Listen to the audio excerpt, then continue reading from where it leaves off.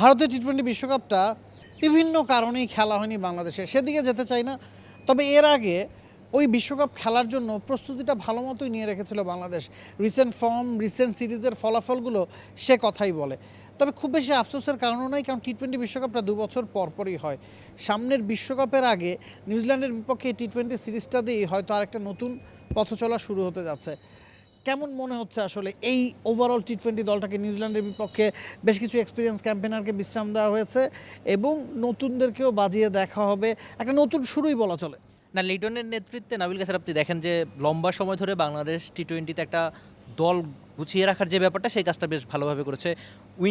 উইন্ডিজের মাটিতে তাদেরকে হারিয়েছিল, তারপর পাকিস্তানের সঙ্গে সিরিজ জয়, শ্রীলঙ্কার মাটিতে সিরিজ জয়। এর আগে এই ব্যাপারগুলোর সঙ্গে বাংলাদেশের ক্রিকেট খুব বেশি পরিচিত ছিল না। তো সব মিলিয়ে দল ঠিকঠাক ছিল, কিন্তু আমরা নানান কারণে বিশ্বকাপটা খেলতে পারিনি। ইউরোপিয়ান প্রযুক্তিতে তৈরি এলিগেন্ট ডিজাইন ও অত্যাধুনিক ফিচার সমৃদ্ধ ওয়ালটন লিফট নিশ্চিত করে সর্বোচ্চ নিরাপত্তা। সামনে যেহেতু আরেকটা বিশ্বকাপ আসবে, আর বড় দলগুলোর ক্ষেত্রে যেটা হয়, তারা লম্বা সময়ের জন্য প্ল্যান শুরু করে। আমার হুট করে মনে পড়লো যে ইংল্যান্ড যখন বাংলাদেশের কাছে 2015 বিশ্বকাপে হেরেছিল, তারপর থেকেই মর্গান নাকি তার দল নিয়ে প্ল্যান করে রেখেছিল যে পরের বিশ্বকাপ 19-এ তারা কী করবে। এর ফলে কিন্তু তারা বিশ্ব চ্যাম্পিয়ন হয়েছিল। আমি এখনই বলছি না যে বাংলাদেশ চ্যাম্পিয়ন হয়ে যাবে, অনেক ভালো করে ফেলবে।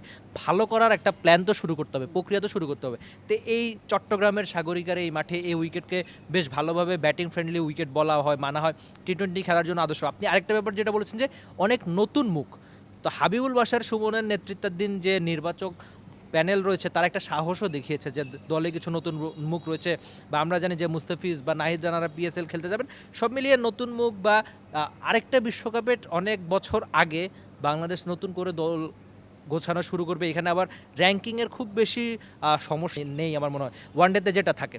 তো সব মিলিয়ে লিটনের দলের উপর আস্থা রাখা উচিত, আরেকটু সময় দেওয়া উচিত বলে আমার মনে হয় শুরু থেকেই। অলরাউন্ডার ক্যাটাগরিতে বাংলাদেশ সাকিব আল হাসানকে সবসময় আসলে মিস করে। সেই জায়গায় পেস বোলিং অলরাউন্ডার তো আসলে বাংলাদেশের কখনোই তেমন একটা ছিল না। আমরা দেখছি সাইফুদ্দিনকে টি-20তে নিয়মিত সুযোগ দেওয়া হচ্ছে। আব্দুল গাফার সাকলাইনও হয়তো সেই ক্যাটাগরিতেই স্কোয়াডে ঢুকেছেন। ম্যাচ পাবেন বা হয়তো পাবেন না, তারপরও এই যে একজন পেস বোলিং অলরাউন্ডারকে গুরুত্ব দেওয়া হচ্ছে, সেটা তো এই বিশ্বকাপকে মাথায় রেখে না, একদমই। আপনি যদি স্কোয়াডের কথা চিন্তা করেন, সেখানে অনেকগুলো খুব বেশি নতুন মুখ না হলেও যারা সবশেষ কয়েকটা সিরিজ ধরে টি-20 খেলছিল, যারা ওয়ানডে দলে নাই, যে আমরা তো লম্বা সময় ওয়ানডে ক্রিকেটের প্রস্তুতি বা সম্প্রতি আমরা দেখেছি যে এবছরের আগে টানা বাংলাদেশ শুধুমাত্র টি-20 খেলেছিল, সেটা বিশ্বকাপকে সামনে রেখে। এখন আবার অনেক বেশি ওয়ানডে খেলছে সবশেষ কয়েকটা সিরিজ যদি আমরা দেখি। তো আপনি ওই এক্সপেরিয়েন্স ক্যাম্পেইনার বা নতুন মুখ রিপন সাকলাইন সহ, আমি সে প্রসঙ্গে পরে যাব, কিন্তু আপনি যদি ওই শেখ মেহেদী, শামীম হোসেন পাটোয়ারি, যারা কেবলমাত্র টি-20 ক্রিকেটটাই খেলে, আপনি তাদের উপর অনেক বেশি আস্থা রাখতে পারেন। সব মিলিয়ে চট্টগ্রামে আমি অন্তত আশা করব নিউজিল্যান্ডের সঙ্গে বাংলাদেশ দল দারুণ ক্রিকেটটাই খেলবে। আরেকটা প্রশ্ন একটু করে রাখতে চাই, সেটা হচ্ছে তানজিদ তামিম, সাইফ, লিটন 1-2-3-এ ব্যাটিং করছেন। পারভেজ ইমনকে 4 নম্বরে ভাবা হচ্ছে। বিপিএলে যেই 4টা ম্যাচে তিনি 4 নম্বরে খেলেছিলেন, খুব ভালো করেছেন। তবে এর পরে বিশ্বকাপের দল ঘোষণার পরে তিনি আবার ওপেনিং স্লটে ফিরে গেছেন। আমরা লাহোরের হয়েও দেখেছি পারভেজ ইমন 4-এর চেয়ে ওপেনিংয়ে ভালো করেছেন। তবে এই স্কোয়াডে ইমনকেই 4 নম্বরে হয়তো ভাবা হচ্ছে, কারণ তাহিদ হৃদয় আছেন, সোহান আছেন।